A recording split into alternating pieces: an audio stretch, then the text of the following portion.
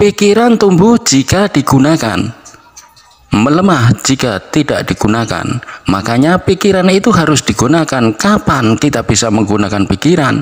Saat kita bisa mengendalikan pikiran. Jadi menggunakan pikiran itu saat pikiran bisa dikendalikan oleh kita, bukan pikiran mengendalikan kita. Paham ya? Maaf ya, ada salah kaprah dalam hidup kita. Saat pikiran menggunakan kita, kita menganggap pikiran kita sedang menggunakan kita, padahal pikiran sedang di luar kontrol kita sendiri. Hidup itu sesungguhnya sederhana. Yang membuat rumit adalah pikiran kita sendiri. Jadi semua keruwetan hidup itu berasal dari pikiran. Coba, ruwet nggak hidup? Ketika suka pada si A, tidak suka pada si B, ruwet nggak? Ruwet. Bingung kan? Arisan si A datang nggak ya? Takut si A datang. Padahal itu pikiran saja, ruwet kan? Padahal coba kalau datang saja. Siapa tahu ketika datang malah suasana jadi tenang. Tetapi karena pikiran terus saja ngasih input yang menyeramkan, akibatnya apa? Seram betul hidup itu karena diserami oleh pikiran kita sendiri. Begitu? Paham?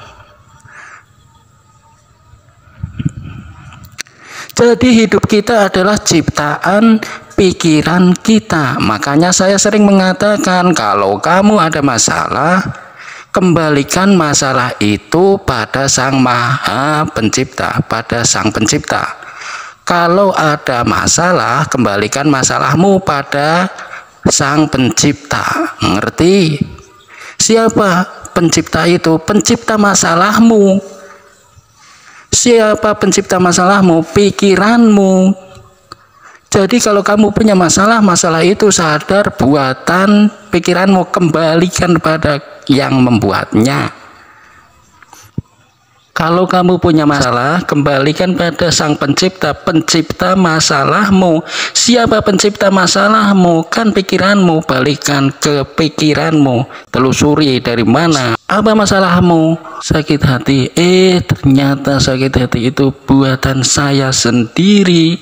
Karena saya ingin orang lain seperti yang saya mau. Ketika dia tidak seperti yang saya mau, saya sakit hati. Jadi sakit hati buatan saya. Saya akan menerima orang lain apa adanya. Saya tidak punya ingin pada orang lain. Saya punya keinginan pada diri saya sendiri. Selesai. Masalah kita nggak beres-beres karena setiap ada masalah diserahkan kepada pihak lain, tidak diurus sendiri.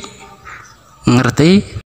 Maka kita harus menang dalam pikiran sebelum menang dalam kehidupan. Saya yakin ya, setiap orang yang memenangkan kehidupan adalah orang yang sudah berhasil memenangkan pikirannya. Dan semua orang yang dikendalikan oleh pikirannya selalu kalah dalam kehidupannya. Jadi kalau kita tidak bisa menikmati berkah kehidupan, satu penyebabnya karena Anda belum bisa mengendalikan pikiran Anda sendiri. Apa yang sulit? Yang sulit biasanya adalah pikiran kita sendiri, bukan? Betul nggak? Hanya pikiran kita yang mempersulit.